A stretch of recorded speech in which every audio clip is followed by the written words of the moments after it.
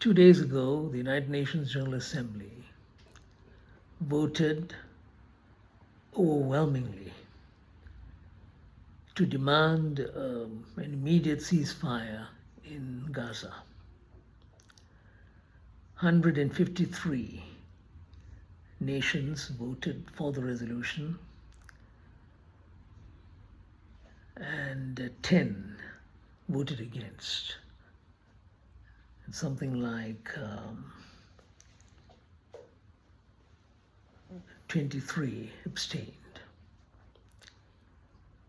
It was a vote which was very, very strong, convincing vote for a ceasefire. Now we have to see that vote in the context of what happened in the United Nations Security Council a few days ago. In the Security Council, there was also a vote which did not carry because the US used its veto. But in terms of the numbers, 13 members of the 15-member Security Council voted for the motion, 1 abstention, Britain, and the veto from the US. If we go back a little further,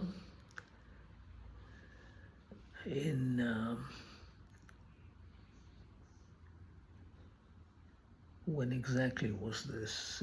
The UN General Assembly special session, emergency session, it voted again for a ceasefire. There was 120 votes at that time. Again, it was very, very strong, that vote. This time even stronger, 153. What it shows is that the vast majority of the people of the world, as represented by their governments, they want a ceasefire. The world as a whole wants a ceasefire. But Israel is still defiant. It is against a ceasefire. It wants to continue with the bombardment of Gaza. Though we know that quite a lot of people have died, more than 18,000 now have died, and almost 1/3 of that number is made up of children, and another big percentage made up of women.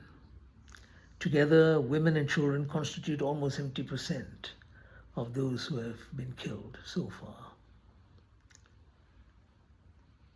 This is one of the reasons why there is this desire on the part of the world for a ceasefire, because of the incredibly high number of lives lost.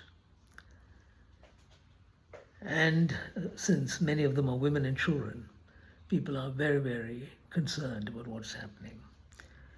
It's indiscriminate bombing that is taking place without any care or concern for the lives of the people of Gaza. And there are many other things which are part of this slaughter. A lot of injuries, terrible devastation of infrastructure, and basically the destruction of Gaza itself as a place. Let's remember this, that when we talk about the destruction of Gaza and the annihilation of its inhabitants, we are talking of a very small, congested part of the world. In fact, one of the most congested parts of the world, Gaza. Its population is about 2.2 or 3 million. Very congested, very, very poor. Extreme poverty. More than 65% of the people live below the poverty line. Unemployment is very, very high in Gaza, especially among the youths. More than 60-70% unemployed. It is in every way a place that has suffered a great deal even before all this. We are talking about the situation before October 7th, actually, when we talk about 70% unemployment and poverty and all the rest of it. All this is before October 7th. And October 7th, of course, has made the situation much worse in Gaza. And at the same time, you'll find that Gaza is actually under a siege, which was imposed in 2006. That means almost 17 years there's been this siege. People can't move in and out. People can't seek medical treatment outside Gaza. They can't go to colleges or universities outside Gaza. There's a total siege. And no person can move without the permission of the Israeli authorities. And yet the Israeli authorities insist that Gaza is free. What they mean is free under their control, total control. Someone said they control Gaza from land, from the sea, and from the air. Total control. So that's the situation. And that is the place that is being bombarded now. Constant, relentless bombing of Gaza.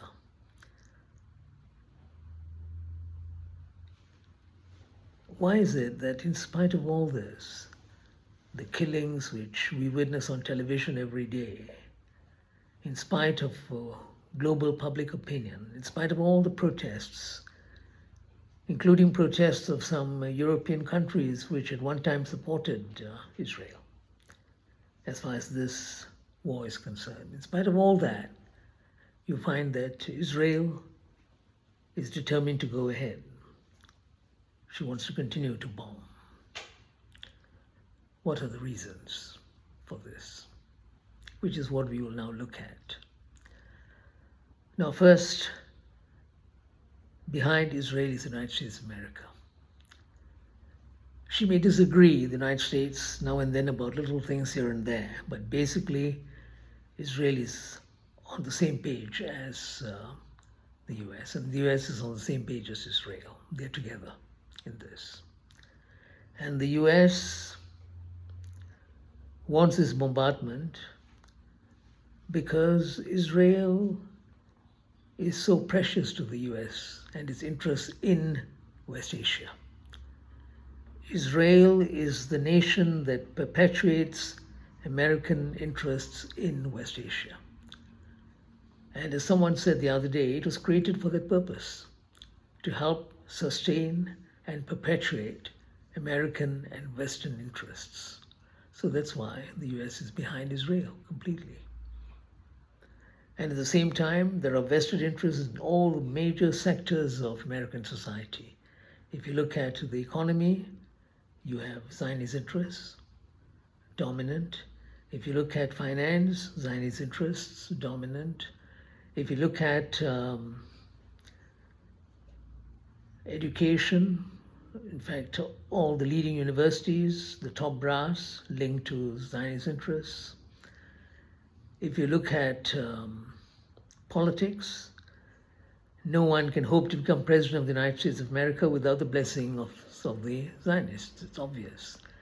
They control the Congress, both the House of Representatives and the Senate, they control. In other words, in politics, they're very strong, the Zionists. And the media, leading newspapers, journals, they're in control. And you can say that on the whole, US public life is controlled by the Zionists to a great extent.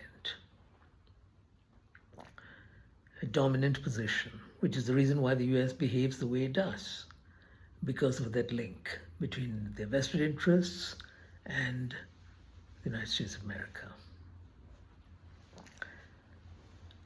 One can argue that Europe is also in a sense linked to this, but Zionist interests are not that powerful in Europe. In some countries, it's a little stronger than others, but nonetheless, it is not as powerful. Germany, for instance, you'll find that Zionist interests are quite strong, but they would not be that strong in, say, a country like Belgium or Ireland or countries of that sort who are prepared to stand up against Zionism and Israel. But Europe is also a major supporter of the Zionists and the State of Israel. But there's something else, apart from vested interests, apart from US looking at Israel as its cat's paw, something that they can use and so on. There's something else which has helped Israel. The Western world as a whole, they have a deep sense of guilt as far as Israel is concerned because of the Holocaust, because of what had happened, the way in which perhaps a few million Jews lost their lives. They feel guilty because of what Hitler and Germany had done. And that guilt is a major factor that impels the United States and other Western nations to act in a certain manner because of this feeling that, well, they suffered, they're victims. This is what a European country, political movement at that time in the 30s and 40s did to the Jews. So, sense of guilt. And that guilt has been exploited to the hilt by Israel. They keep on reminding Europe and the West of that past, of what had happened. So that's another factor. To this factor, one must also, I think, add something else. We cannot run away from the fact that Israelis themselves, and the Zionists in particular, because not all Jews are Zionists, but the Zionists among the Jews, they are very convinced that they are the chosen people, that this is a role that is in the Bible for them, their Torah, though many would argue it's a misinterpretation of the Torah, but this is how they see it, that they are the chosen people, that they are different from others. You cannot judge them like you judge other people. If other people are wrong about certain things, they should not be criticized because they are not wrong. They're never wrong about these things. So it is this notion of them being exceptional, different from everyone else. Imagine when that sort of idea of what you are as a member of a particular community is drummed into your head from the time you're born. And if that has been going on for 3,000 years, can you imagine the impact on a people? And some would argue, like Israel Shahak and other thinkers, that this is one of the main reasons why Israel as a state and Zionism as an ideology, they feel that they can do what they want. No one should hold them accountable because they are exceptional, they're different. Now, these are the reasons which have pushed Israel in this direction, why it does things as it wants. Others, for other reasons, they go along with Israel. No one questions Israel, no one challenges Israel, especially in the West, or at least the dominant sector of Western society. That's the reality. But in conclusion, one could say that that's changing. It's changing. It is changing because a lot of people realize that Israel can do wrong, that Israel can be very cruel, inhuman. Israel can be barbaric. They've seen it. Not just this time, what's been happening since October 7th, but even in the past. Israel has done this a number of times, but not on the same scale. So people have come to realize that blind support of Israel is wrong. And when I say people have come to realize this, it is the Jews themselves. And that's quite remarkable, especially this time. You see how Jews have stood up against what the state of Israel has done.